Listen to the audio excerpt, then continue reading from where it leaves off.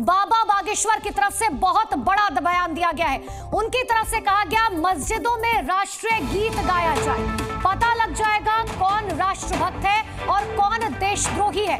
सबसे बड़ी खबर इस वक्त की आपको बता रहे हैं, आज से बाबा बागेश्वर की यात्रा की शुरुआत होने वाली है।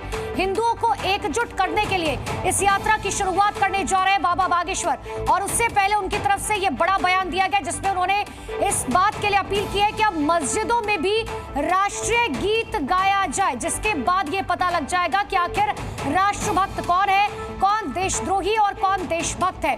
हालांकि इससे पहले भी कई बार बाबा बागेश्वर की तरफ से जो है ये साफ तौर पर कहा गया है कि अब हमें एकजुट होना होगा। हिंदुओं को एकजुट करने के लिए बाबा बागेश्वर की तरफ से ये पद यात्रा निकाली जा रही है। मंदिरों में जो आरतियां होती है मंदिर मठों में, तो क्या इन आरतियों के पश्चात वंदे मातरम गीत होने चाहिए? जिस तरीके से आप एक तरफ हिंदू राष्ट्र की संकल्पना लेकर निकल पड़े हैं और हिंदू राष्ट्र बनाने को लेकर सनातन एकता यात्रा शुरू कर रहे हैं। सनातनियों की एकता पद यात्रा का प्रमुख लक्ष्य तो अभी वर्तमान में भेदभाव और जात पात को मिटाना है, परंतु अगर मंदिरों में ये प्रयोग की जाता है या पहल की जाती है तो निश्चित रूप से बहुत अद्भुत होगी, अनूठी होगी।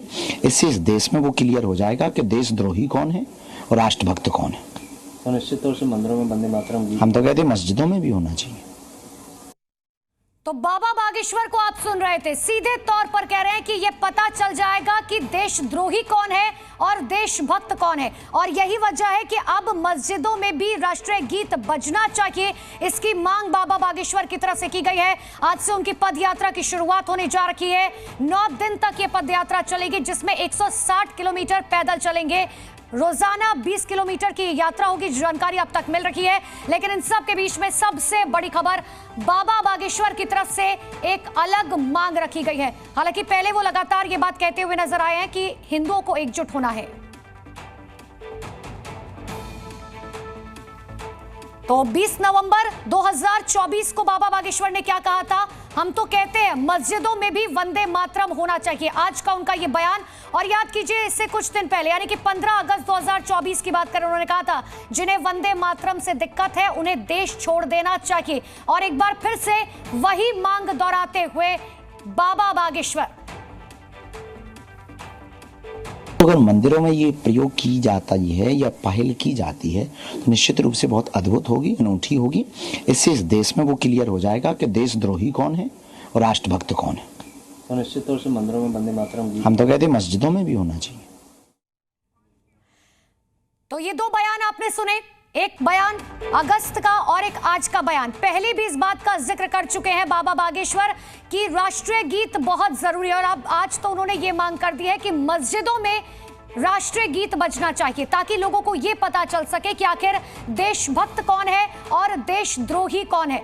हालांकि इससे पहले भी मीडिया को दिए गए तमाम इंटरव्यूज में वो इस बात का जिक्र कर चुके हैं कि देखिए, हम मुस्लिम समुदाय के खिलाफ नहीं है, लेकिन अगर इस देश में रहना है तो राम नाम कहना है, बहुत क्लियर कह चुके हैं। और यही वजह है कि अब हिंदुओं को एकजुट करने के लिए एक बड़ी यात्रा की शुरुआत मध्य प्रदेश से करने जा रहे हैं बाबा बागेश्वर। हालांकि शुरुआत में ये यात्रा जो है 9 दिन की होगी और उसके बाद देश के कोने कोने में इस यात्रा का आयोजन किया जाएगा, जिसमें हिंदुओं को एकजुट किया जाएगा। और ये बताने की कोशिश की जा रही है कि अब हिंदुओं को एकजुट होना होगा, अगर हिंदुस्तान में रहना है तो राम नाम कहना है। और उस सब को लेकर आज बाबा बागेश्वर की तरफ से एक बड़ा बयान फिर से दिया गया, जिसमें उन्होंने वंदे मातरम पर गौर किया है।